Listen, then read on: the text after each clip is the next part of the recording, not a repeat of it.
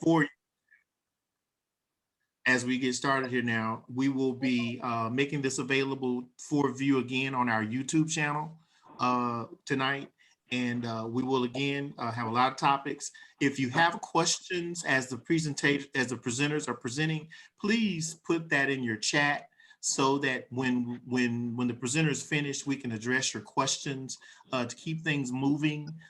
Please feel free to put your questions in the chat, and we will go from there.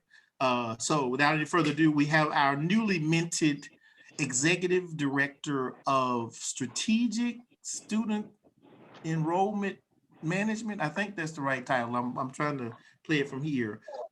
Previous immediate past Director of Alumni Relations. That would be one Mr. Kylan Alfred Winfield, class of 2013. Kylan, take it away. Thanks for that great introduction, Jared. First off, I want to thank each and every one of you guys who have decided to join us tonight to engage in this great presentation. Jared, oh, you gonna share the screen so I can, there we go. So tonight, as Jared mentioned, as we venture off into this 21st century, social media is a very important component to building a strong chapter as it relates to keeping our alumni and friends engaged with what we have going on and our fundraising efforts. So tonight you will be hearing from Ms. Carrington Stockstill, a recent graduate, also the social media specialist for the National Alumni Association and for the Student Alumni Association. So Carrington has an expertise in maximizing profiles on social media and navigating and building profiles. Also, you will be hearing from Ms. LaShonda McGinnis, a educational specialist, guru, teacher. So she's has experience on every level of the K through 12 education sector, and she'll be presenting as well. And you'll be hearing from your very own Jerry Redmond, the first vice president of the association. So without further ado, we'll be having a presentation from Ms. Carrington Stockstill.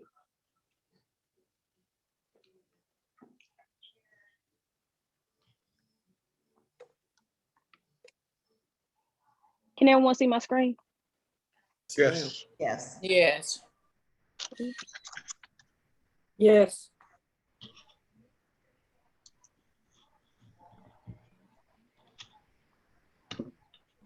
Well, first, I would like to reintroduce myself. I am Carrington Stockstill, a recent 2021 graduate from Mississippi Valley State University. I majored in communications with the emphasis in public relations, and I'm probably the youngest person here, but I want you to be enlightened about what I'm about to show you today, due to the fact that we're coming up into a generation where we're basically social media based.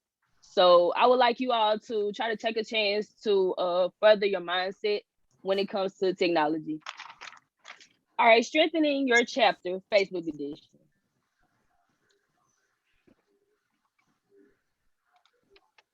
What is a Facebook business page? A Facebook business page is where you manage your brand's presence on the largest social media network in the world.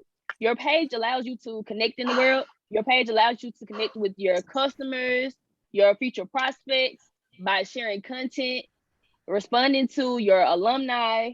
Also, you can collaborate with other chapter members. And I feel like this is very helpful, especially with our generation, especially if you want to connect more with the younger generation, especially if you want them to enter your chapters. Can I use a personal Facebook page for my business? Yes, you can use your personal Facebook page for your business, brand or chapter, but honestly, it'll be a bad idea. If you create a personal page instead of a business page, there will be a lot of content that you will miss out on. You don't want to make it difficult for your people to engage on social media. Step 1, create your page. Business or brand, community, or public figure. Typically this is the first step you'll see when making your business page. Community or public figure is the icon that will pick, connect, and share with people in your community, organization, team, club, or group.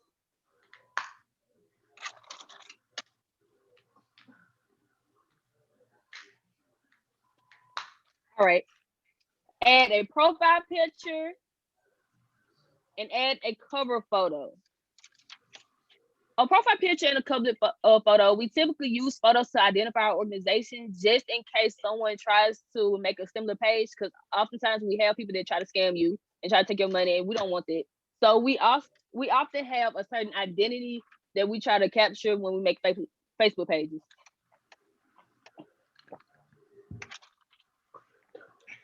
Identify aspects. Your key aspects are on the side of your page. So I pulled up my Facebook page, and this is where I run the MVSU National Alumni Association. And on the side over here, if you can see my mouse, it says page, newsfeed, updates, inbox, business apps, events, resources, manage jobs, notifications, insight, and also your settings are on the side over here. So it's best that you recognize where everything is before you begin.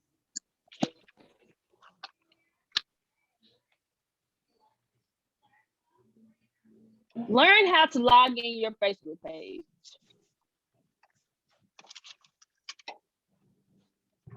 All right, this is probably the easiest part of logging into your business page. On my Facebook page, you can see that I have MVSU V Club, MVSU Student Alumni Association, and MVSU National Alumni Association. I actually have 3 places I can actually access my page, and that's under my name, which is on pages, also your shortcuts, and also your pages. So you can click any one of those and you can access the page easily.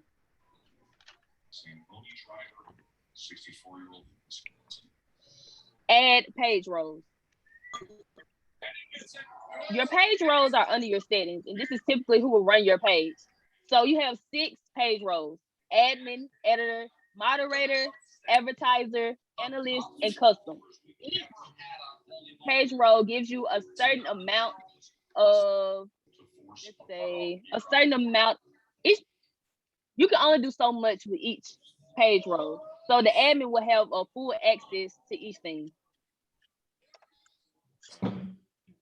Input your information into the about section. This is where this is probably the first place people go to look when they enter your business account. Well, not enter your business account, but enter your business page.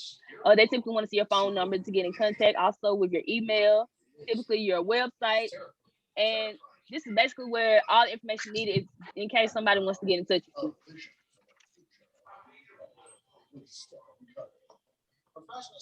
Add photos and videos. It's always best to have new content on your page to grasp new followers. We're offering a 10-foot banner on one of our stages for the low price of $130 million. Yeah, somebody needs to mute. Hey, hey, Jared, could you mute everybody? 30 million, 40 million, how about $50 million? That's a whole lot of value, if you ask me. Not gonna last forever. Act now and be a part of the Holy Moment team. That was a vision for the future of media. Can everybody mute their screen, please? Stay with us for Holy Moly when we come back. We believe in the power of love. It appears that Cleopa's Is Mr. phone Buck- is speaking. Is his that's coming I up. hit something. Oh,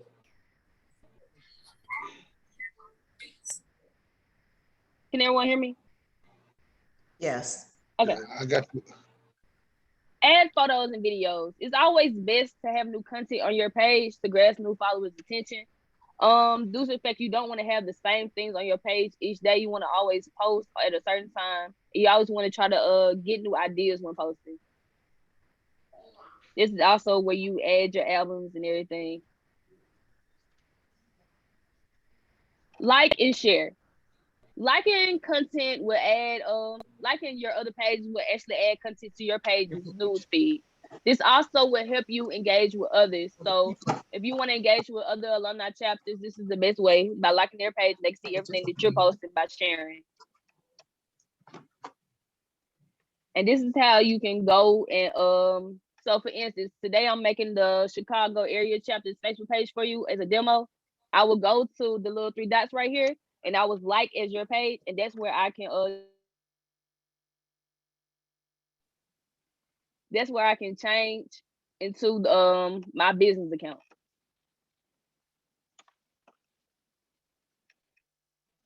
The last step is invite friends and promote your Facebook page. This is probably the easiest step. You can easily get your phone, call your friends, and tell them to make a Facebook page. You can call them, you can text them, and you can also just get them the name of the Facebook page. They can easily just go like it, and that's exactly how you promote your page. That's the easiest way. Okay, now I'm going to actually make a Facebook page for you guys so you can see.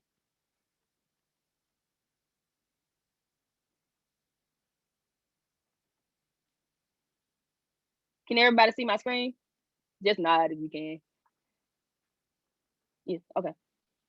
All right, we're about to make the Chicago area's Facebook page. We'll go to pages, go to create page.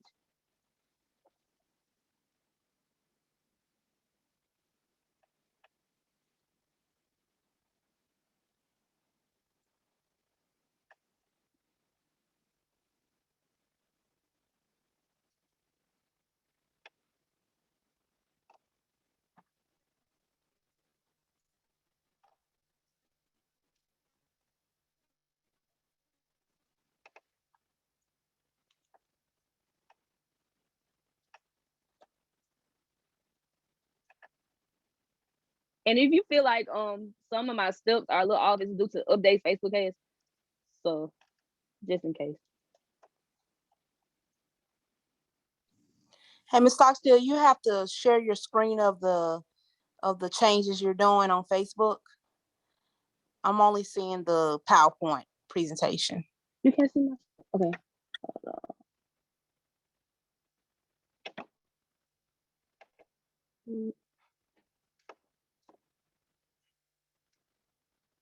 Can you see it now? No, you're probably gonna have to stop Okay. share, then go to that Facebook page and then share again. Okay.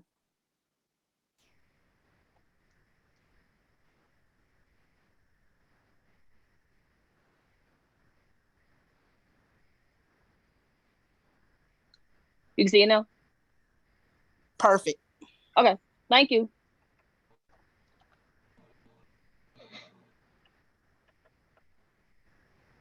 Well, now I had to repeat. Huh? Yeah, so I was gonna say, yeah, no, we didn't see none Yeah, of but this, so I you had to have to repeat. I had to repeat it. Okay. Well, okay. Due to certain updates on Facebook, some things the steps I showed you have changed. So I'm making the Chicago area's Facebook page. Some of these things didn't used to be up here, so they just updated it. So that's why I'm doing it, so you can actually see and you won't be so behind. So I actually demoed it for you. Right now I'm doing the description for the alumni chapter. And anything that I'm putting, you can always go back and change it later.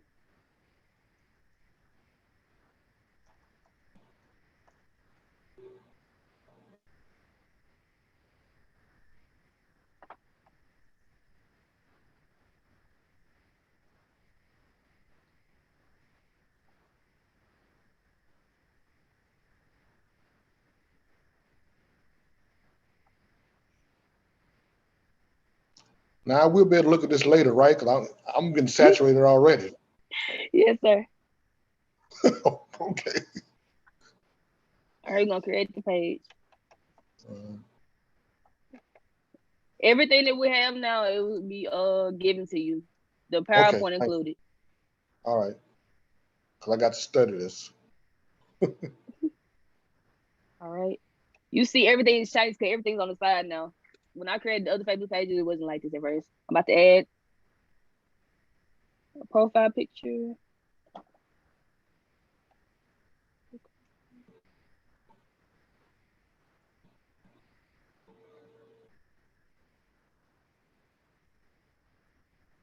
Yeah, also add a cover photo.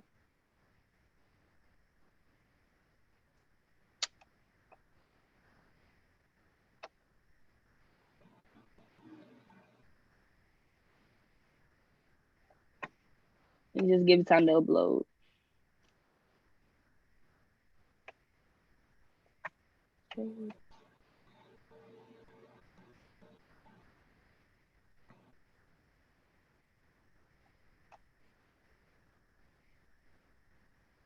Y'all see how it popped up there?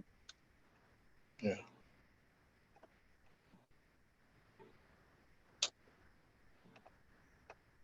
So my internet is going a little slow. It's almost finished. There you go. We'll position it good. Okay. We have the first couple steps completed.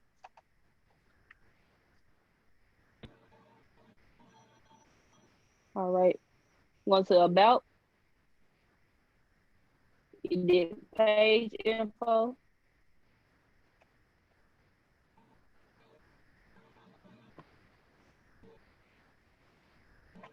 Okay. Contact information.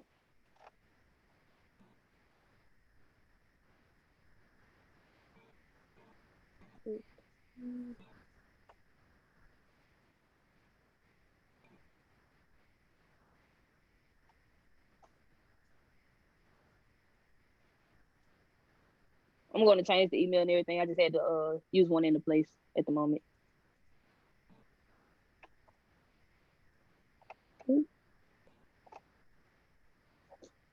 I'll come back.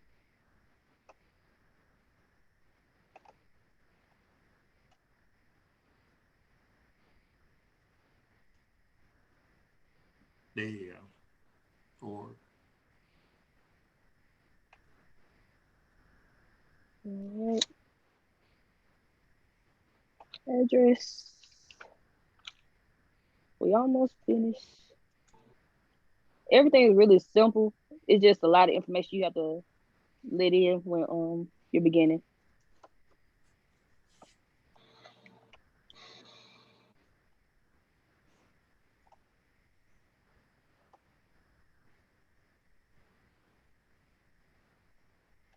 All right.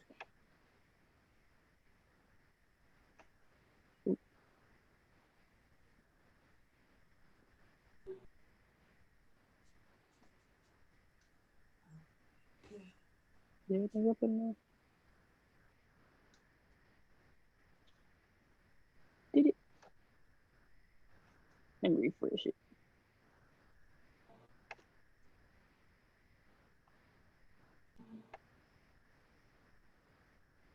Okay.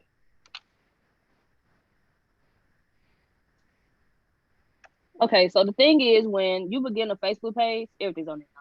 When you begin a Facebook page, it won't exactly show unless I invite you. So I'm gonna try to invite the alumni chapter. First, I'm gonna make a page role. Go to settings, page roles.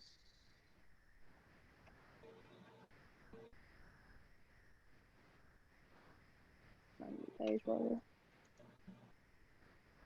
All right, and also I'm gonna do her as an admin. Also, Fia has to do is accept my request.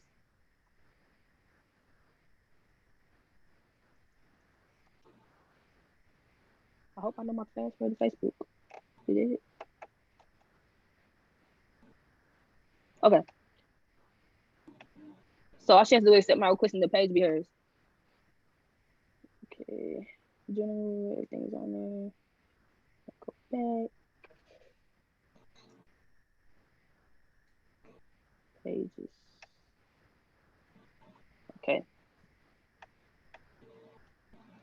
Okay, you see on the side where it says I can invite my friends.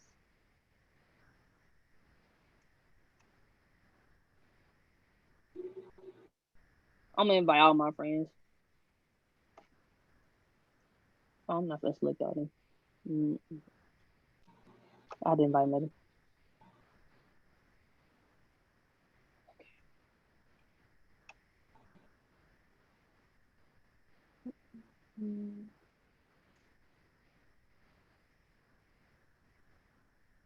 Okay, like.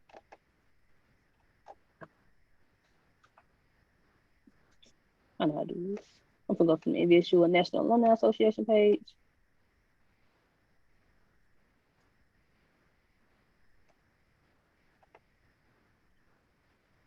Like it's your page. Oh.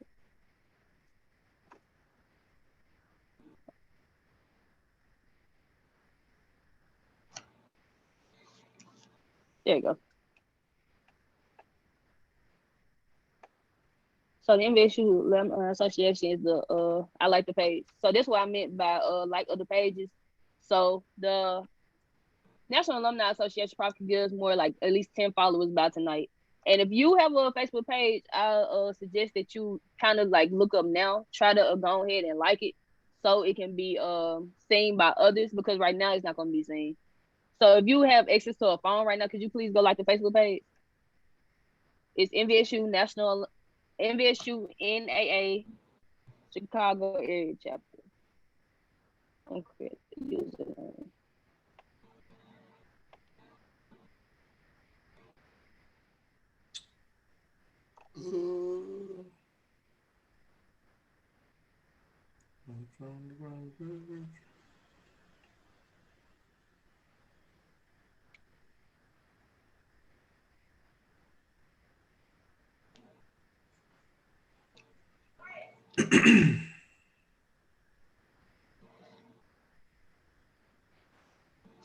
So if you need to use the username is MVSU CAC. MVSU CAC. Does anybody see it? MVSU CAC. You're not popping up? Yeah, I liked it. I got it. I liked it. I hadn't seen it yet. All right. Thank you. I'm feeling like Harrison County. I found Harrison County Alumni Chapter. What did you type in? MVSU CAC. Did you get the Did you get the invite? I just sent you an invite. I typed in MVSU NAA Chicago and Okay. it came up. I don't see it. Okay. Chicago. There you go. What is you do it on Google? Y'all see the like at the bottom? Carolyn, I was able to find it and like it. Okay. I'm getting a notification now. They okay, good deal. I still don't see it. I don't see it either. You see? You are with the Facebook algorithm. Once the more likes you get, the more visible the page it becomes. So it might be rather hard to find it right now until it gets more traction going. Yeah, I found it. I just that's why I'm typed trying to in. get everybody to go and like it. Yeah. Oh, so you do it on Facebook, not Google. Right, Facebook. But shouldn't you be able to find it if you search it? Yeah, I put it in search. Yeah. Yeah, so why can't we find it? Sometimes it can be hard. When the page is Sometimes rather it can be new, hard, it's it's going to be under hard. 10 Yeah, it's nothing you're doing wrong. It's just taking it some time for it to hit. So Okay. just keep going back, doing the search, and it'll pop in, because it hadn't popped in for me yet. But I'm finding everybody else. I don't like Harrison County. I'm liking Holmes County. And you're gonna find all other chapters while you searching. What Carrington can do on some free time, or whoever she made the admin, what you can do to expedite this process to make it simpler for you to find is you go to the page and you go to community and you click invite. So invite all your friends. And so as they continue to like the page will garner more traction and it'll be easier to find. Yeah. Okay, the page has 7 likes and 8 followers. That quick. Cool. 7 likes and 8 followers. In the first 2 minutes, that's on the way. What was the You website? still can't find it, Mr. Redley? I didn't pop up yet. The MVSU NAA? You want the website? No, I'm It's sorry. MVSU NAA dash.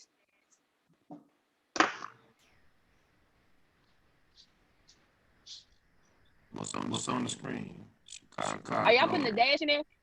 I did not. I did not put the dash. Yeah, this probably is. See if I can find it. Bam. I found it.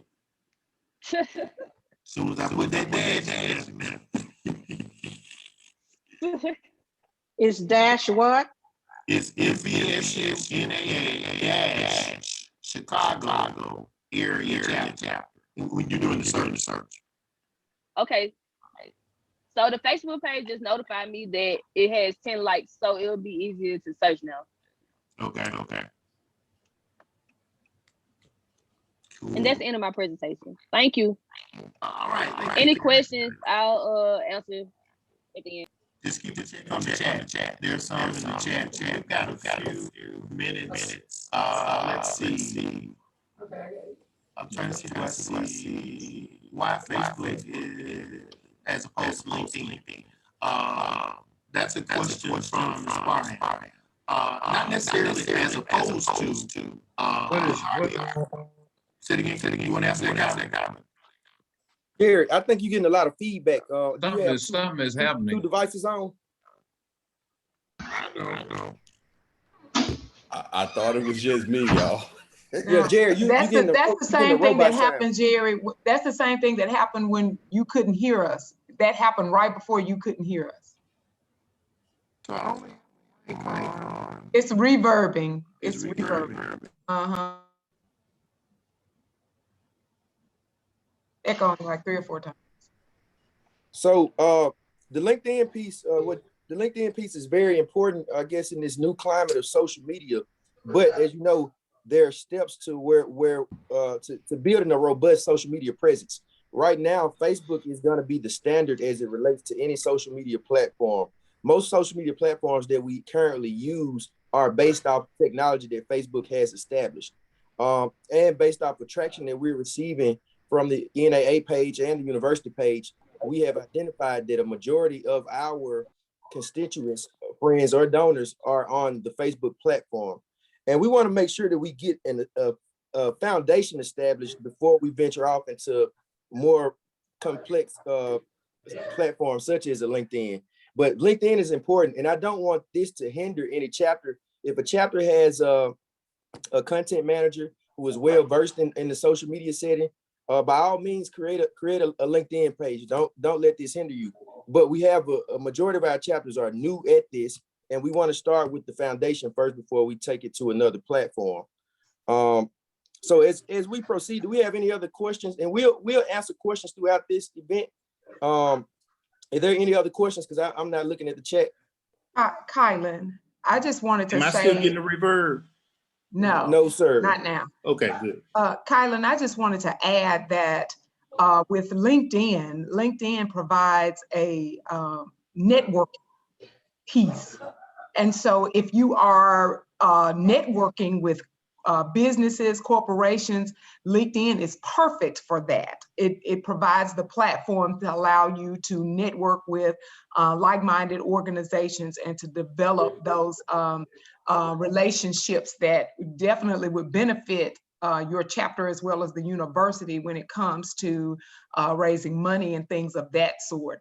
The Facebook platform allows you to be social, allows you to just kind of gather, talk about events and publicize or advertise the things that are happening in your chapter, and is a little less complex, if I may use Kylan's words to express that. It's a little less complex. When you're talking about LinkedIn, very necessary, especially when we're talking about raising money. So it's not as opposed to, it is in addition to, I would think.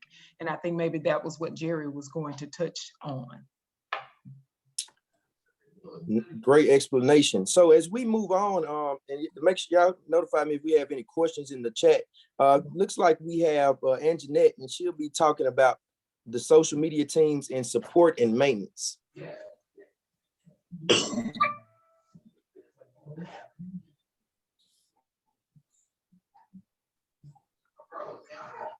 Is she on? I do not think so. I don't think she was going to be able to make it, Kylan, but well, I can touch bases on it. Yeah, just touch bases on that, just the significance of the content area.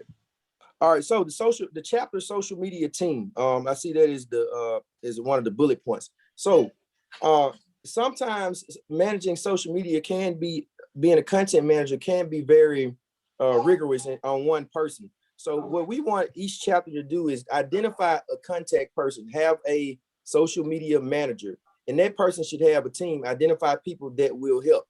And that will actually make it a little easier as it relates to getting your content on there. As you guys saw, Carrington made an example. When she created that page, she's automatically an administrator. Also, she went in and added somebody else as an administrator. Currently on the NAA page, I think there may be about 5 or 6 different administrators on there where at any given time, we're able to post content. So that's one of the important pieces about having a team. So you won't put that burden on one person. And I'll move down to support and maintenance. That's going to be a rather easy task. I don't want this, what Carrington did, to scare you all off. Right now, currently on the association page, we're constantly posting content. A lot of this stuff is branded by templates. So as you guys know, the association, for example, may have one or 2 events per year fundraising wise, but various chapters have many events. So for example, if the association page was to post a flyer for, let's say, the green and white luncheon, for an example, you guys wouldn't have to go in there and create your own flyer or anything for that luncheon. All you would have to do is go to the association's post and press share. A majority of the content that you will be posting would be sharing, as it relates to events and flyers, sharing what's on the association page. Now, if your chapter has an event and you had Mr. Redmond make you a flyer for a Christmas party, once he gives you that flyer, you post that flyer to your page. It'll get shared by the association's page, and we want to keep our branding standard. So as it relates to these events, the various chapters, all we want to do is share each other's content.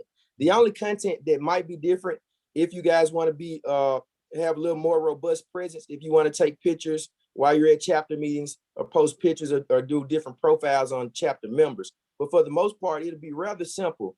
I don't know if we have all the logistics worked out, but Carrington would be the point person for the content as it relates to our bigger events. And it may be a thing where once we have our content managers for various chapters identified, Carrington can email a flyer out, or Mr. Redmond emails a flyer out, and we all share it on our platforms. So a majority of the time, you'll be pressing the share button if you're not just on your phone taking pictures of chapter members. So don't let it scare you at all. And that wraps that portion up. So next we'll be having our banking platforms by Mr. Redmond. And before he starts, I don't know if he has this in his thing. That's another component as it relates to the question about the Facebook versus the LinkedIn. Facebook actually is able to integrate with a lot of these banking methods. So Facebook is another platform where we call it a market, where you actually can collect funds. So without further ado, we'll have Mr. Redmond speaking on strengthening your chapter financial edition. Excellent. Thanks, Colin. Can you all see my scene, strengthening your chapter, the financial edition? Yes. Well, this piece is to engage and give you insight as chapter members of the tools and resources that you should be seeking through your officers. We're talking fiduciary matters now. So fiduciary matters with regards to your chapter have to be facilitated and administrated by your treasurer and or your president. We all have our personal Cash Apps and PayPals and Venmos and Zelles. There are tons of apps and resources for you to exchange money. Some of you within your family, and one of the binding pieces that you have to retain in this is individuals that you trust. That is a big key in the exchange of funds. So the National Alumni Association and you as an alum of Mississippi Valley State University should have a trust relationship with one another. The association should be able to trust you to use one of the platforms to get money to us, and then vice versa if that had to happen. As a chapter, we're trying to make certain that these fiduciary matters do not venture into a personal account, that they do resonate and get deposited into the chapter's account. So we want to make certain that these tools that are out here are governed, launched, managed, and administered by, once again, before I go into this and get you excited about, ooh, I can use this and I want to make certain that from a chapter's perspective, you all are initiating these through your treasurer and through your president. Now, I say that, and if you are an active member and you know about all this technology, but our treasurer or our president in our chapter is old school and don't be doing all this stuff. Okay, therein lies a situation where we've got to have either some hand holding or some convincing through some other CPAs or bookkeepers or through the customer service side at the bank, meaning the treasurer where they opened the bank account, where they went and got the checking account set up. On the floor side is what Norma calls it. The floor side is where you can talk to your representative at the bank about online merchant services and being able to accept electronic payments and donations. And they will then give you recommended third parties or give you avenues to accept dollars in your account starting from the bank. So that's always a place where I recommend that the president and or treasurer or signatories on the account for the chapter, that you all have a conversation with your customer service representative at your financial institution to now look at measures or to verify the things that I'm going to share with you as platforms that are acceptable to their bank. And with that introductory and segue, we go into now an introduction, if you would, to the various options that you have.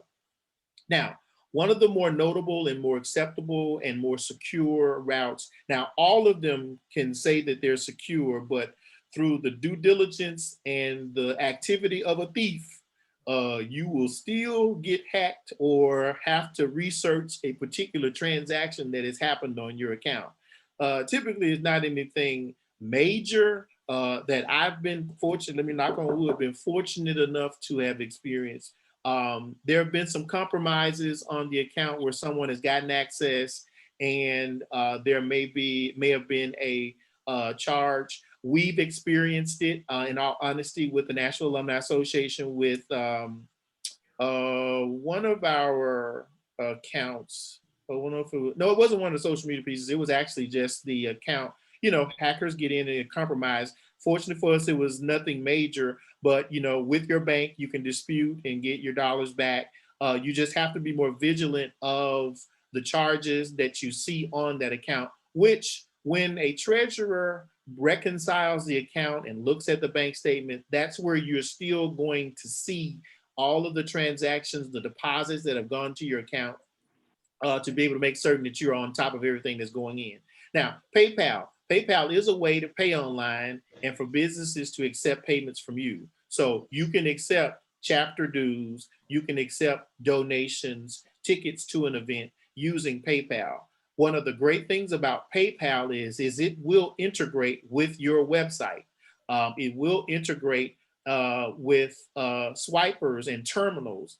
PayPal will actually give you an adapter to go onto your cell phone that will allow you to accept credit cards and those particular fees be deposited to your account utilizing a little swiper that attaches to your cell phone or to your iPad or to your USB drive on your computer. How do you get a PayPal account? It's easy. You can go to paypal.com and sign up. And here again, the measures that you would practice. If you are a nonprofit organization, if you are a church or a business, for us, we would be considered a nonprofit organization. We do have that status. We do have EIN. You do have EINs yourself. You do have a mailing address. You will need to associate the account with a official email address and an official mobile phone account. Now, what I recommend for chapters is that these be the email addresses and the cell phone numbers to your officers, to your treasurer, to your president. And from that becomes the sanctioned device that will be used to recognize the account. Now, PayPal and most of these online pieces do want a physical address. And in some instances, they do want a social security number to an individual. So if there's anybody that has to be identified as an administrator or someone that is authorized to access this, it would need to be tied to those particular officers and not just members at large. Because remember, again, these are business accounts that you're going to be establishing and setting up. Our PayPal, what I really love is the QR code here. If you were to scan this QR code, which is generated with your account, it will instantly take you to the giving page to give to MVSU NAA. That is our QR codes that a person can scan, type in an amount of money they want to pay us, and that money will go directly to us. PayPal.me / MVSU NAA, that takes you directly to our giving page. So if you are establishing a PayPal account, you'll be able to create that URL specifically for your chapter. So the naming component is good. It should be a part of your brand. Case in point, PayPal.me / MVSU NAA Jackson, MVSU NAA Harrison, or anything that kind of stays consistent with the brand and it's easy to remember. That's going to be a real good way to, when you're setting up that, and you get to set that up when you establish your account, and you'll get to generate the QR code as well. This is PayPal. Oh, the other one. Yeah, everybody's heard of Cash App. Oh yeah, Cash App this. My grandbaby told me to get Cash App so I can send them some money directly to their phone and all that good stuff. Yes, Cash App. However, Cash App was designed specifically for mobile giving, device to device, giving individuals money. Now, for us as an organization, it is not the best tool. It is convenient. It is very popular, and it is very good for on-demand getting when there's an initiative or campaign, or we've got crowdfunding going on, and we people to give us some money right quick. The major setback that we have with Cash App is if it doesn't give you adequate record keeping for the individual who's given. The individual who is giving to you has what's called a cash handle and the cash tag, basically. That cash tag is the identifying unique username for that individual. It'll be $, and for us it's $, MVSU NAA. Well, if MVSU NAA makes a donation, or if you make a donation to MVSU NAA, if you don't in that reference line put your first name, last name, your email address and information, which you're not mandated to, we basically at that point have money from you, and I have no way to acknowledge your gift in general or to give you credit for a particular gift that you've given me if you do not give us that information when you're making the gift. Now, one thing about this, you'll have the money, which is, hey, at the end of the day, that's what we want. But as a nonprofit organization, as a charity, you do want to be able to acknowledge people for their gift and be able to give them credit, especially if it's donations from various individuals for a campaign that you had or something you want to be able to give. So always encourage people when they're giving through Cash App that they must, in their reference line or in their memo, be certain to give us their name and information of what this particular gift is for. This is Cash App. It's very simple to set up. You'll need to give some information, an email address, cell phone number. Those are going to be the two determining pieces for you to set up. And again, if you're setting up a chapter's Cash App, you will be able to tie it to the chapter's checking account. And the reason why you want to make certain that this is approved by the chapter president, you got more than one individual knowing that this has been set up to the chapter's account. Not that we have a trust issue within our association at all, but the ability to make certain that we've covered all bases will negate the issue of us looking up and, all the money from our green and white luncheon that we sold tickets to through Cash App ended up in somebody's personal account that was tied to the Cash App. So we would most definitely be reconciling based off of this. And all of them have really great CSV or Excel files that you can download of all of your transactions, everything that came in, everything that went out. So you will be able to do some great record keeping from this. These are just ways for them to come to you. Now, if you notice in the graphic, there is a debit card. There's a debit card that can be associated with the Cash App account that you have. So all of the funds that are available within your Cash App can be available on a debit card. That debit card can be then used to make purchases or to do certain things with it. based off of the money that you brought in. So there are several ways for this money to go full circle with regards to accessing it. And you can always, through our organization, which is what I recommend, that we have the money deposited directly into the account. So when we get a Cash App donation through the National Alumni Association, that's a direct deposit in the amount. And the great thing, there are no fees associated with Cash App. So there's a direct deposit in the amount of what was given to us going into our bank account for Norma to reconcile. She'll normally call me and say, hey, Jerry, I see a deposit from Stripe that's Cash App. It's for $100. Who is it for? I don't know, because the person that gave us $100 didn't put their name in the information. I got their cash handle. That's what I can give you, kind of situation. But for the most part, you want to make certain that as those contributions are coming in, that you can get communication out to your individuals to let you know who they are. That's Cash App. Cash App is, like I said, a very popular tool. The millennials have embraced it. It is on the go. But us, from a record keeping perspective, we have to do a little bit more due diligence to make certain that we get individuals' names who made contributions. Now, Venmo. I'm going across the sector here now. We've gone from PayPal, which is kind of old school, kind of like Facebook a little bit. It's kind of old school. Then you got Cash App who's come in. It's been like Instagram. It's like what's real popular with the young kids kind of stuff. Now we've got Venmo coming in, which is that young professional, that mid-range individual using Venmo. Now, it's not widespread. I'll be honest, I just recently got one for the sake of, I think, V Club, except Venmo. So that's what moved me to getting it. You will find preferences with inside of each one of them. But on this particular one, I was able to identify some limitations and some potential risks associated with Venmo. It is like a digital wallet. It's another tool that can be used.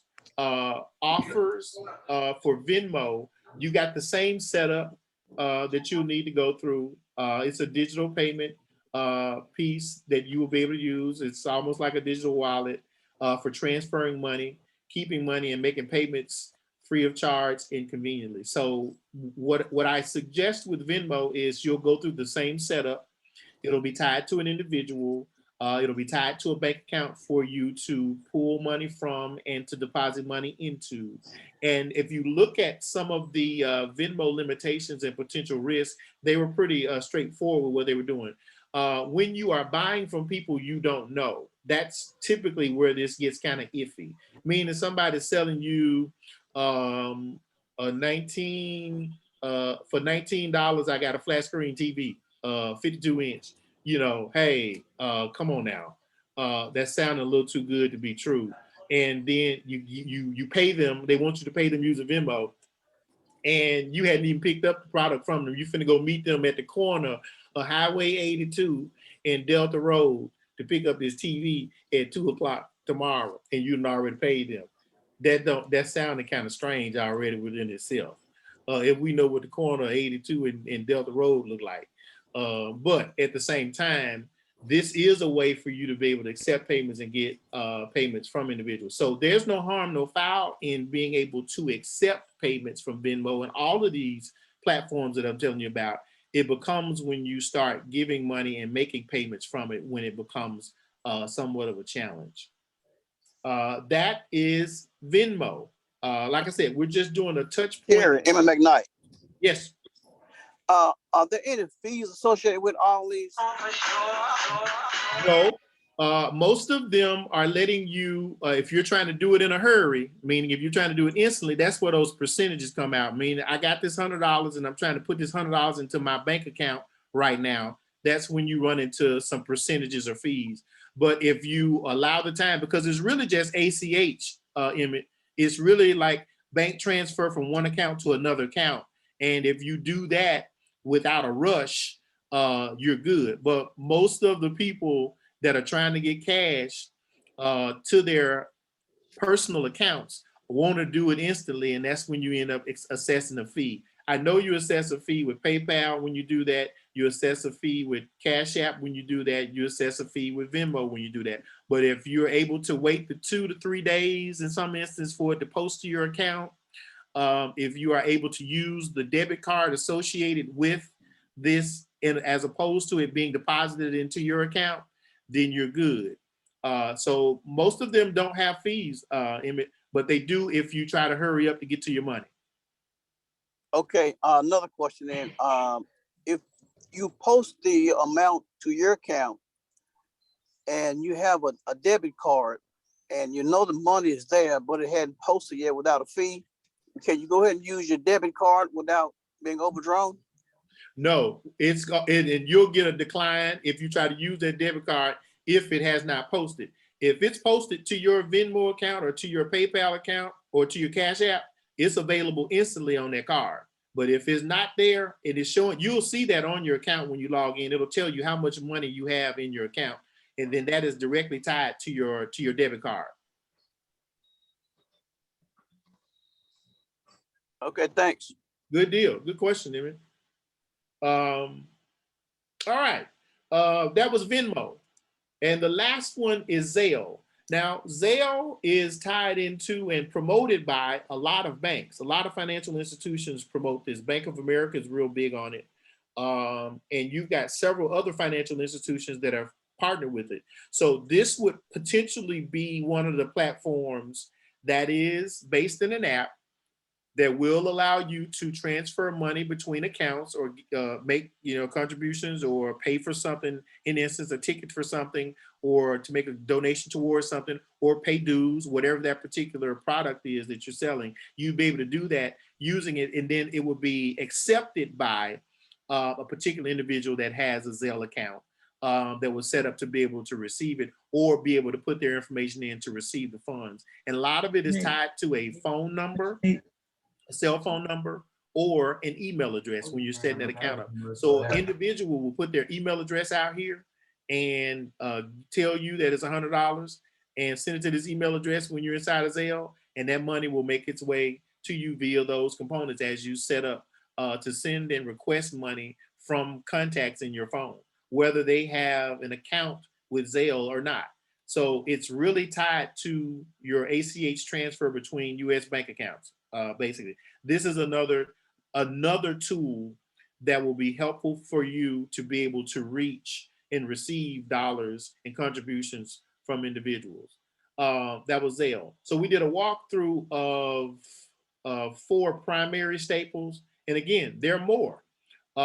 However, but that traditional newfangled knuckle buster that we used to call it, when you used to go and they put the piece of paper in your card down and they go clank up with the credit, they don't do that no more. They have what they call these terminals now with chips in them. So now you slide that chip in and it reading all your information to charge against that card. This is a way for your in-person events chapters, and these you will need to secure through your financial institution. So if it's Regions, if it's SunTrust, if it's Guarantee, whatever particular, if it's Bank Plus, whoever you're banking with, on the customer service side at the bank, when you come in, the ones that can do your notary side, the ones you go to talk to when you bounce a check and you need to get some money in there, whatever it is, them folks on the floor side, that's who you go and talk to say, well, my organization wants to be able to accept credit cards. We want to be able to do it online, electronically, and we want to be able to, when we have our events, our bankers and folks show up at the door and hadn't bought their tickets and they want to pay with a credit card, we'll be able to accept their money. That's what you would use. That's where you would go to check with your financial institution about online merchant and terminal solutions. That's a terminal. You would be able to accept and set the terminal up, and this would of course need to be set up by, again, the primary signatures on the chapter's account, which would be the president and the chief financial officer for the chapter, which would be the treasurer, and or the two, so that you all would be able to accept these. Now, as I stated, PayPal will allow you to be able to accept credit cards with an adapter that you can plug into your iPad or to your computer or to your iPhone, actually, or Android device to be able to accept them. It's equivalent to what Squares did originally. I think Mary with Jackson Hines has one that she was using when she was tackling up folks in the grocery store and wanting to get them dues from them.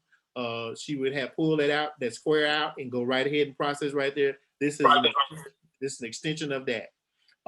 So chapters, you have the resources at your disposal to be able to accept currency from your members, to be able to, in all honesty, communicate with them on a standard level when it comes to accepting commerce. Let me find out why I can't escape.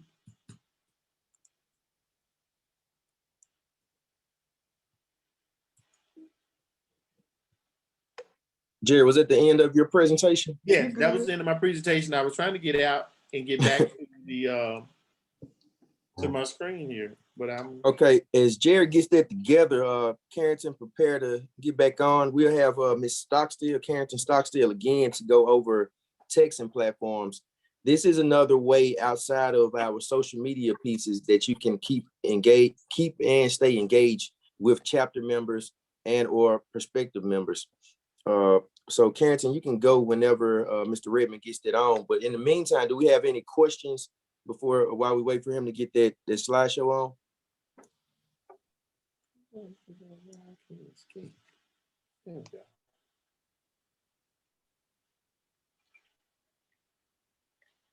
Jared, did you exited out share screen and now you got to pull it back up?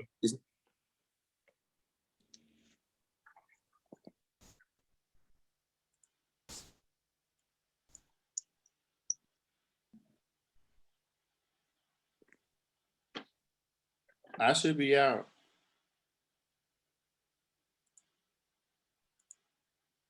See if Carrington can get it now. Carrington.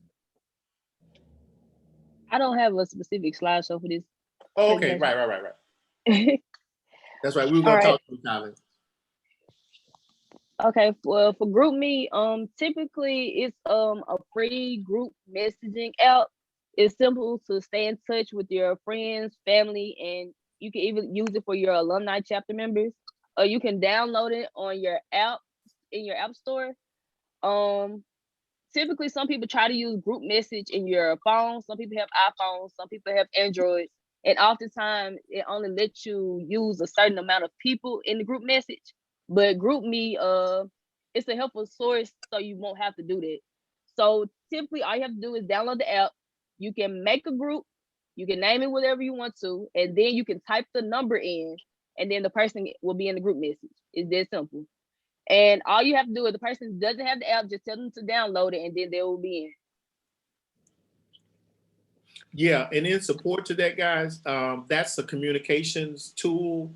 GroupMe is a real good way. If you're under 100 people, I think it is, under 100 people, you can have that group. When the group goes beyond 100, you have to establish another group. But it is a free platform. It's a large grouping platform where you can attach links. You can do quizzes and surveys.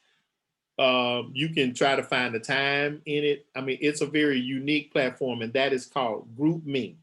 GroupMe is a platform that you would need to use if you want to set up group texting within your chapter. It's a real good way to get meeting reminders out.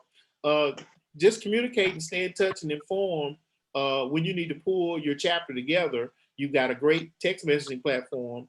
And for those chapters that may be heavy on the senior side and they're not into all this texting and kind of stuff, it would be a matter of, if they've got the device, if they have their phone, setting them up with it, and then all they'd have to do is just check their text messages.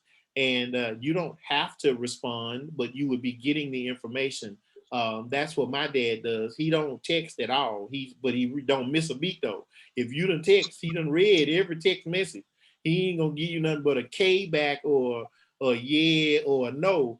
You ain't getting no more than them 2 characters or 3 characters, but he done read everything and saw every picture that has been shared. So it's okay to use it as a platform to communicate, guys. And you guys, it's very simple to get it. Those who have iPhone, I don't know what it's called for the Android, just go to your app store, click the little app store and type in Group Me in the search and download it. And you can add people. If you have a chapter roster, you can add them by their phone number, or you can add them by their email address. And like Jerry said, they don't have to respond, and it works just as a texting platform. So they will get a notification just as your phone beeps or rings as when it gets a text message. The same thing will happen when a message pops up on GroupMe. And also, you can put reminders in the GroupMe, so it'll help also with just remembering what's going on. Okay, so we have GroupMe. How do you get? I guess I'm just trying to figure out how to get more traction there, because it's like just a few of us who actually uses it. Well, GroupMe will be more manual. It won't necessarily get traction as a social media platform. You're trying to get on. Well, I know. I mean, as far as people just going there, period. People don't. You can literally just type their number in and it'll go to their phone, and all they have to do is download the app after that. So it'll automatically go to their text messages once you put their number in. So you can you can put them in the download, but we're gonna have to put a resource in place for them to show them how to download it. You may have to say after one chapter meeting, hey y'all, let's get to, for everybody that goes and downloads the GroupMe app, I'm gonna sing a song to you, cook dinner for you. I mean, you know our folk, you gotta incentivize everything. You gotta, make certain that they're comfortable with it. But you gotta introduce it into it. And it's very helpful if we can identify in our chapters individuals that can serve as that technology go-to, as that help desk person, as that individual that'll serve as a support. We all lack that. And that help desk mentality is gonna help be that customer service support piece that everybody feels comfortable with and are able to be, okay with not knowing everything. Let's meet our members where they are. Let's not punish them for being slow about getting to the technology. Let's kind of meet them halfway, but know that when we meet them halfway, we're going somewhere. We're not gonna meet you where you at and then we don't go nowhere. We're gonna meet you in the parking lot and tell you about how to download this. But now when we download this, I expect you to let's read this and let's go on and do this. So let's look at trying to find ways within our chapters to, number one, identify not the one person, but one or two people. And guess what? Some of this technology might be supported by our younger kids or our grandkids, or that can explain this to us and kind of make it make sense to us or be patient with us. I mean, we can lean on our chapter members, but if we don't have an identified person, let's try to find someone that can come in and do like Carrington has done. Come in, this young person, whipping and snapping and clicking and moving all this stuff all the way around. But, they're answering the questions and they're patient with us and they're able to help us to understand the technology.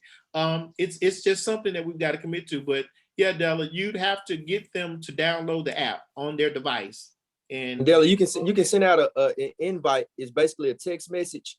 Once that text message, they receive that text message, they click the link and it'll download the app for them and they'll automatically be placed inside the group.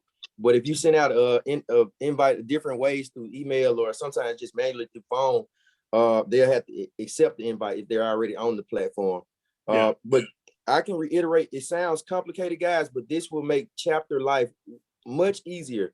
Those who aren't just, a lot of chapters have retired individuals who aren't just on a computer screen all day, and the other people that are working aren't just in their emails all day.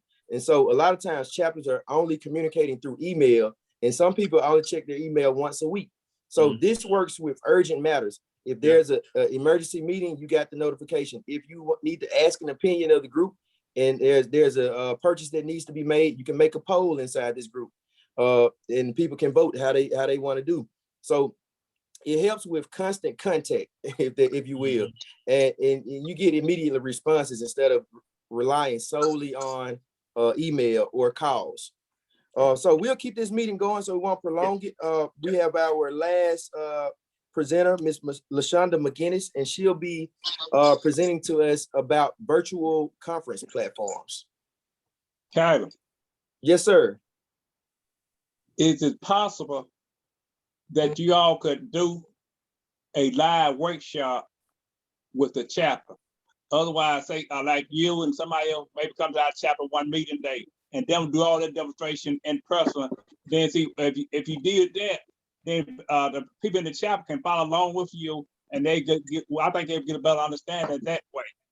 Yes, sir. We're definitely open to that. And if Carrington's available, depending on our availability, we'll come and do the workshop. Also, and I'm speaking for her, we'll actually help set up the pages or the platform. So we'll take the time while we're there, because I don't want to just leave with a presentation and then y'all back at square one. Right, and in support to that, whatever we can do to identify within the chapters, identify the people who are going to be willing to support this and sustain what Carrington comes there and shows you, or what I come there and show you, or the individuals that we get to kind of reverberate this whole notion. We're going to need someone in the chapter that's going to say, hey, okay, I'm gonna sit in with my steno pad and my number 2 pencil number, write down everything that y'all say, and I'm gonna be the one to try to do this. And what's your phone number, lady? So when I get stuck, I can call somebody. Or Jerry, what's your number when I get stuck? That we want to offer that support, but we're gonna have to have someone within the chapter that's gonna be willing to grasp this and help sustain it, because we need people to be able to continue to add other members. So if we can get in the chapters at least 1 to 2 individuals identified that are going to be willing to carry this on, then it'd be great for us to come there to your chapter, all 28, in some form or fashion, whether it's virtual or in person or however we need to do it, with those 2 individuals within the chapter that's going to retain this information and help to sustain it. We'll be glad to do that at any point in time that we can get it scheduled. That's a great idea. So just let us know, Mr. Riley, whenever Holmes County ready to have us come out, just let us know so we can get that date scheduled, and we'll be glad to do that. And that's for any other chapter that we can help get established. Ms. McGinnis, do you have a PowerPoint? Or she does. Do. All right, we're waiting on you. All right, good evening, everybody. Good evening. I know we've been sitting for a minute. You might want to wiggle in your seat and kind of wake up just a little bit. I promise not to be before you long, but I think it is very important for us to share a couple of things. COVID has introduced us into a new way of seeing one another. And so we want to explore some of the options by which we can meet. And so I'm going to share my screen.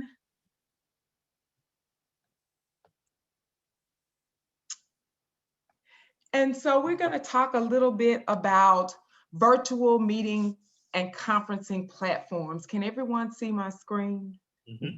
Great. And again, I'm LaShonda McInnes. For those of you who may not know me, class of 93, Jackson Hines Alumni Chapter. So what is this big video meeting conferencing thing? It's a type of online meeting where 2 or more people engage in a live audio and visual call, which is what we're in right now. So there's some things that you have to have in order for it to work. And with a strong internet connection, we can see one another, hear one another, talk to one another in real time, no matter where you are in the world.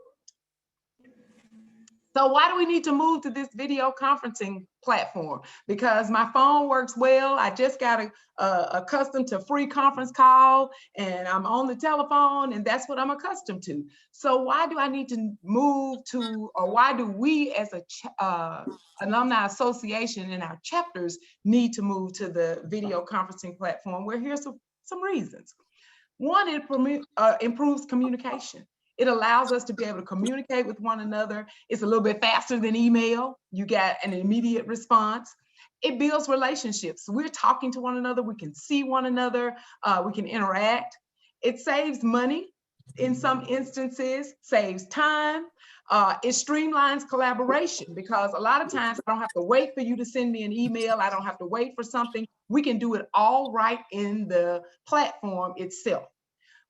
It improves efficiency. increases productivity because we can meet wherever, whenever. We don't have to wait to see if we can come up with a good meeting time. I've got to pick up my kids from dance or wherever, piano, and so I can sit in the car as long as my reception is good and have this meeting while I'm waiting for them. So it's very, very convenient. It makes scheduling meetings easier, creates consistent, accurate records. I don't know if you heard at the beginning of this conference, it says that it was being recorded. So think about your meetings when you may not have heard everything, when you're trying to create your minutes, your secretary can go back and review the video and put everything in the minutes as accurate as possible. And of course, it allows us to have live events. So whether you do pre-recorded and have your conferences, I think Jackson Hines did its luncheon via a conferencing sort, kind of a hybrid sort. And so, you know, it's an opportunity for us to continue in some sense of normalcy and still stay protected and still stay connected. So what do we need to conduct effective video conferences? The most important thing is a stable internet connection, because if it's not stable, you'll get a lot of reverberation, you'll get a lot of breaking up, the screen will freeze and you can't hear, it's delayed, those kinds of things. Probably the best thing to do is on a desktop or a laptop, because it has the best reception. But I can mirror my phone to my television. Lots of things you can do with it when you have a video conference. And so if I'm on the call on the phone and I want to meet with another chapter, let's say I want to meet with the Holmes County chapter, I can reflect that to a group of people from my phone to a television screen, and everybody could see without everybody calling in. So it's a lot of things you could do with it.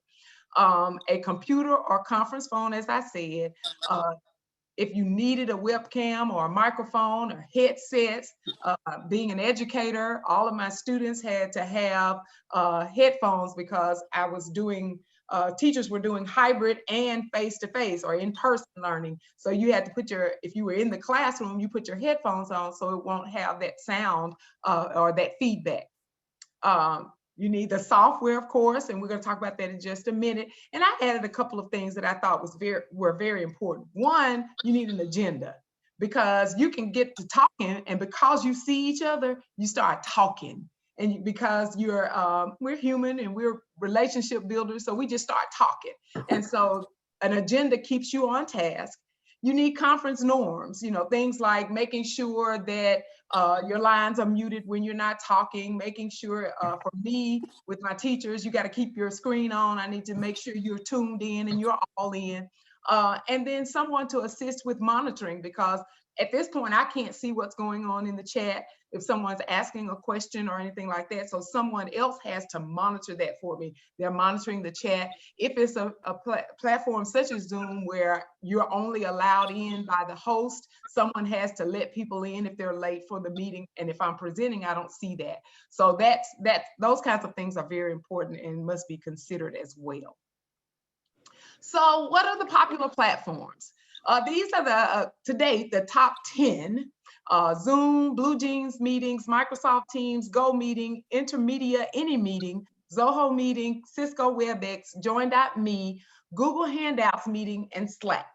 And I'm familiar with about 1, 2, 3, 4, 5 of them. I've used the 4 that you see in white and the ones that I will share with you tonight. The others are not as familiar. I'm not as familiar with those. So you've got to decide which platform is right for you. So I'm gonna stop sharing and just give just a snippet on the ones that are there. And I'm gonna share each site so you can see. And you can make the choice.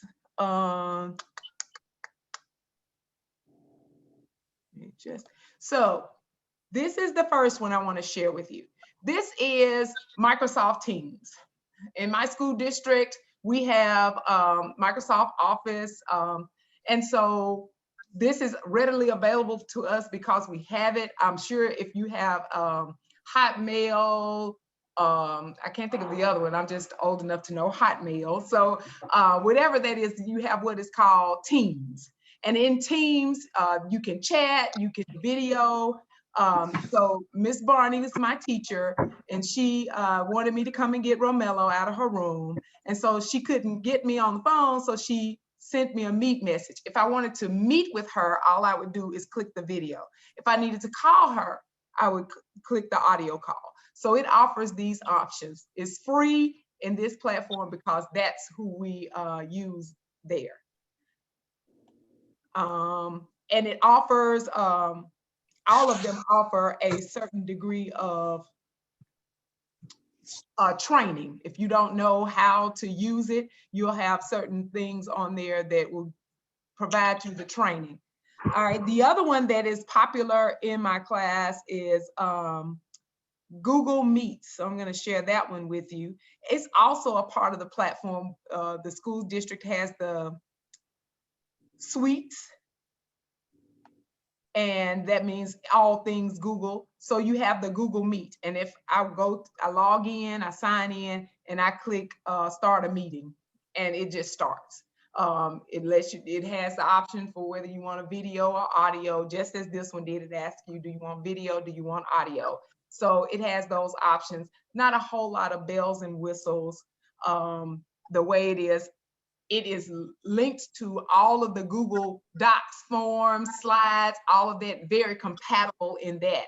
And you have to be careful, and we'll talk about that in a second. You have to be careful which platform you use, because contingent upon which, whether or not you use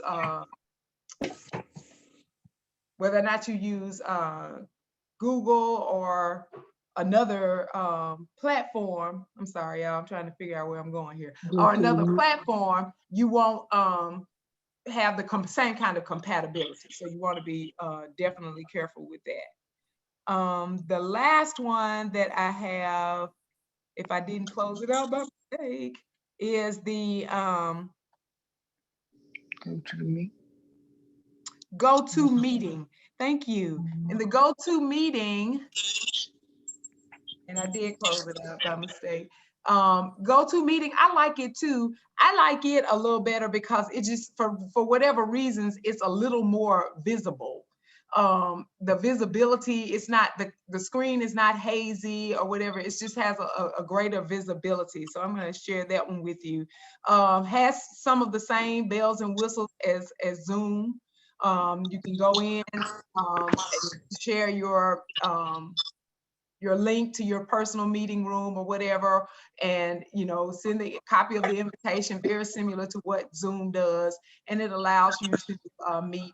If you don't know how to use it, it has the platform for training for the free aspect, and all of these are free in their basic, have the basics that are in the free platform. It gets a little, better when you, of course, pay for it, but you just have to determine what you need. All right, so of course we are in Zoom. And so I'm going to share Zoom so you can see you in Zoom and see how it looks.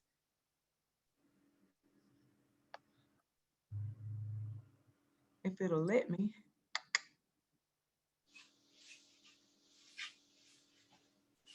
Well, okay, it won't let me. All right, so am I back to the conference? That's not where I want to be. So it won't let me share the way I want to, but I wanted you to see my screen. And normally it has an option for you to see it the way I see it. So you could see up here where Zoom has a lot of things that you can do. And I always push Zoom because you can share the screen as we've been doing. You can annotate. So if there was something I wanted to point out on the screen, I could just circle it, or I could ask you to circle it and you could go to that option and write on it. You could do it with text messages. You could write things on the screen like that. And it's a good tool for things like that, for annotating. So I'm going to clear all the annotations. And then the other thing that probably would be most pertinent for chapter meetings would be the polling option. where you could go in and let's say you're having a meeting and you need to put things to a vote. On the phone, all in favor say aye, and you hear a bunch of ayes. Well, if you've got 50 folk on the call, how do you determine whether or not the ayes have it if you hear the same amount of nays when you ask for your nays? So when you have the polling option, you're able to take a vote and it shows you right there. Or you can go into the chat option and say, okay, all opposed, put your nays in the chat. And that way, if you're recording, you have these things that are there to let you record accurately the outcome of your vote. Okay, so these are just the basic, the top 10 platforms and the basic things about those platforms. Hopefully we'll have an opportunity, especially for those of you who may want to delve a little deeper into understanding how to use these for your chapters, we can have an opportunity to do so. So the next thing is, which one do you decide? How do I know which one to use? Well, think about the size and functionality of your chapter. How big is your chapter? What will you need it to be able to do for you? And you can always Google the various platforms and put them side by side and see what features you need. Think about those features. Can I chat? Can I screen share? Can I mute people when they're talking and they don't know how to mute, or they haven't muted and realized they were unmuted? Is there some way that I can mute them without having to stop the meeting and say, can everyone please mute their lines? Administrative rights. Can I share rights with others when I have multiple people sharing? Annotating, polling, as I just talked about. Is it user friendly, and is there professional development offered for it so that I can learn how to use it effectively? And lastly, is there a paid version? What are the perks, the bells and whistles in the paid version that I may need for the chapter, or that we may need that will serve our chapter? And that's basically everything in a nutshell about video conferencing. That's just a little overview to talk about video conferencing. And as I said, hopefully we'll get an opportunity to delve a little deeper for those chapters who want to utilize this type of platform to meet.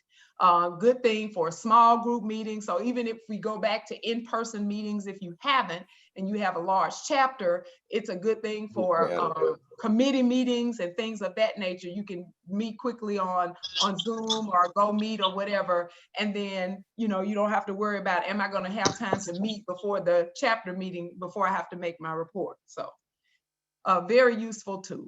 Encourage everyone to use it. Are there any questions?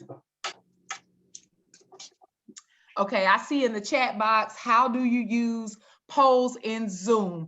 I am in Jared's. I don't see it on here. I'm going to stop sharing if I could.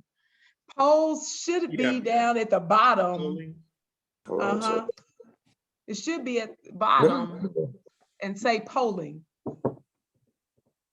Yeah, add a question. And then because I'm about to do one. And you do have a survey to complete as well. I'm going to put the survey within the chat for you to. Yes, I don't see the polling option on my screen. Okay, but Jerry has it. But yeah, it is a screen that is going to pop up when you click the polling tab. It'll be, as an administrator, you'll see it, chat, screen share, polling, and then you will be able to put in the question that you want to poll. I'm talking and about to add a question too. To launch a poll. So you can see how you can ask a question or get a vote on something with inside of the platform. And it's real quick, that yay and nay you need, or just kind of to get a feel of what the chapter is thinking. Also in the chat, you can add all kinds of links. You can put any kind of attachment that you need. You can add that to the chat. So what do you have to do? Just click on the chat button? Yes, sir. You click on the chat button and a box should appear. If you're on a desktop, a box should appear over there, and you'll see to everyone when you start to type, that lets you know if you wanted to send something specifically to me, you would click the down arrow next to the word everyone and find my name. And then you would send it directly to me if you didn't want everyone to see it. All right.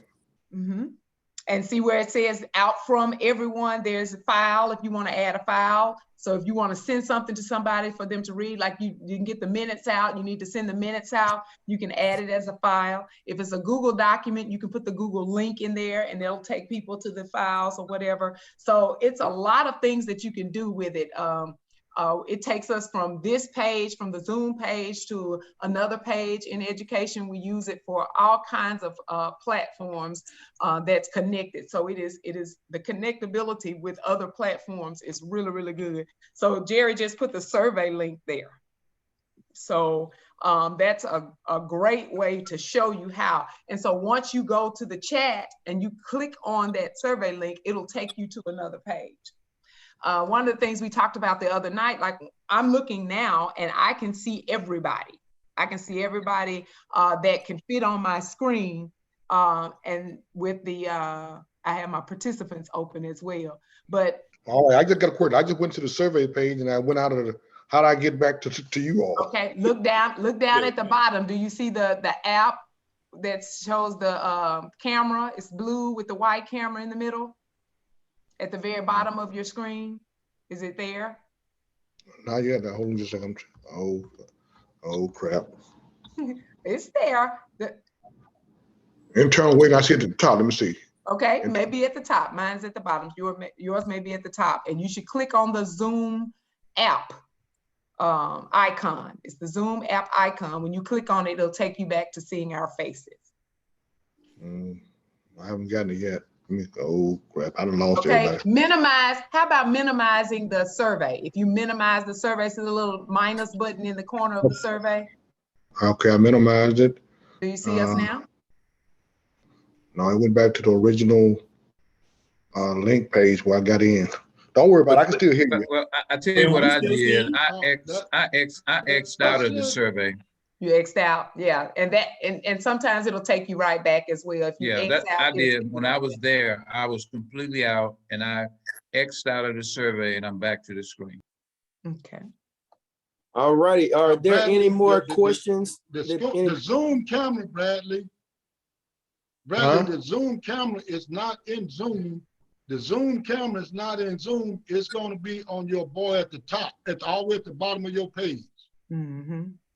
Down where the your power and all that is on your computer, it should be a little camera down there. Okay. You see that camera? Yeah, I see it. Hit that camera. Match that camera. Okay, hold on. It keep disappearing. All right. I got it. I just clicked it and it's coming back. Okay, it's coming back. It just ding. You see us now? Okay. Access. No, allow access. Hold on. Do you see that? Do you all see the poll it should have popped up. It should be popping up. And yes. So you answer the question. Yes, we should have another meeting. I agree. I like this. Even though I got to learn later. Oh yeah. Right. Yes, and what helps so much, I'm sorry, Kylan. What helps so much is practicing. Yes. Yeah. You know, it's overwhelming for anybody who does it. It does not matter age. It does not matter any level of education, socioeconomic status, none of that. You have to just keep using it and practicing with it. The more you use it, the better you become. And hey, Brady, in addition to that, man, I want to learn how to fly an airplane. Yeah, that's my fault. Yeah, I want to be in the cockpit. And man, what is these lights? Do I pull this gear down? What that's gonna do? You see, so it's the same. Let me know when he goes up. Exact same. And I got Morgan Freeman in the back drinking. All right. Hey, Jerry, I'm scared to get on a plane with him. He can't work Facebook. Facebook ain't no plane. I'm showing you the difference though. That's all it is. This is great, y'all. Well, I definitely Jerry? want to thank everybody that got on tonight. Special thanks to Miss Carolyn Bridges. I think she was one of the initial ones, her and the young ladies from Chicago that actually came up with the idea to host this event. So kudos to her, and she's been definitely keeping us together to make this presentation possible. So we'll entertain any questions, you guys. It's 8:30. So we are making good time. So if we can, got 5 minutes for questions. If anybody have any questions or comments. Tommy Barry at Memphis area chapter. Can everybody hear me? Yes, sir. Yes. So I guess most of my stuff is obsolete or old because you know, for as my chapter website, you know, for doing events, it's tied into squares, and also Facebook. I'm sorry, also PayPal. But even PayPal got a charge on that. Are there something I need to do different there? I know squares have a charge. Well, Tommy, you're going to always have transaction fees when you got it integrated into a website. So what we are suggesting and what we're doing as we overhaul even the association's fee structure, we've got to add that convenience charge in our ticket price or in what we're doing to cover that expense. Because it's there for convenience, and if we want to get a straight $100, then we're gonna have to charge $105 in what we're doing. That's something that we can't get around when it comes to that online processing fees. Those transaction fees will have to be captured. Yeah, Jerry. I noticed that we for his conference call and meetings, it's kept over freeconferencecall.com. So that's not a good one to use anymore. No. That's one. And it was listed. I thought it was one that was listed. Oh, it was in my survey in the initial part. But yeah, freeconferencecalls.com is one that is really proven itself to be completely free and fairly reliable. That's what we use for meetings with the Memphis chapter. It was one that kind of sifted under the radar by being free, but it's been pretty a stable and pretty reliable platform. It has. It is. It wasn't mentioned. Tommy said, "Hey, this is what I use, and y'all ain't mentioned." That's good. Tommy, yeah, I just want to say with PayPal, if you send the money via friend, you don't have to pay anything. But a lot, like when I use PayPal, I send it as I want to make sure that my stuff is insured. So that's the reason why that's the reason. Goods and services in the camera. It's called goods and services or something. Yes, but if you send it just via friend, you don't have to pay anything. But at the same time, I don't want to take the chance of my money, not getting there. So that's what the fee is taking care of. So is everybody familiar with freeconferencecalls.com? If you would take a look at their website, that is exactly what it is, freeconferencecalls.com. That we started off using it as a platform for just conference call line. But then the interactive and web piece got in, and you can use it for virtual meetings as well. You just have to establish you an account, and then you get a link, and the same phone number and web piece is what you use to conduct your meeting. Right. Yeah, exactly. Okay, are there any other questions? Kyla, I finally got back. Okay, Kyla, this is Carolyn. Let me just say to all of the chapter presidents and officers of chapters, thank you all so very much for participating. We are hoping to continue these workshops, and it's only by the chapter presidents encouraging their members to participate. And thank the presenters, especially all of y'all. For the first time around, you did a great job. But again, thank to the presidents and the officers so very much for your participation in this. Thank you. Before you close, Carolyn, Charlie, did you have anything? before you close, Carolyn, as president of the association, this has been exciting to me to sit here and go through this with you. It just tells me that we're ready to meet our challenges as we move forward. And if we're going to grow, then we must meet our challenges. And this is the beginning of that. even though we have been working and utilizing many of these things, but we're now coming together as a group. And the more we come together as a group, the stronger we will be, and we will be able to meet these challenges head on and move everything forward. So again, thank you, presenters. Thank you for everybody that had things to organize it. Whatever you had to do tonight, ask a question. Thank you. Thank you very much. Mr. Tolliver, while you're speaking, could you close us out with a word of prayer? A word of prayer? Prayer. Okay. Let us bow our heads, all hearts come together. Dear Heavenly Father, we want to thank you for this evening and all of those who have participated in this workshop this evening. Thank you for allowing them to come together and to work together, to share. And Father, continue to bless this association with the alumni that is dedicated, committed to our university. May you continue to bless us as we move forward, days to come. These and all other blessings we pray. Amen. Amen. Amen. All right, everyone, be certain to fill out the survey. You will get the survey link again. You will get the link to the recording, which will be on our YouTube channel for you to review it again.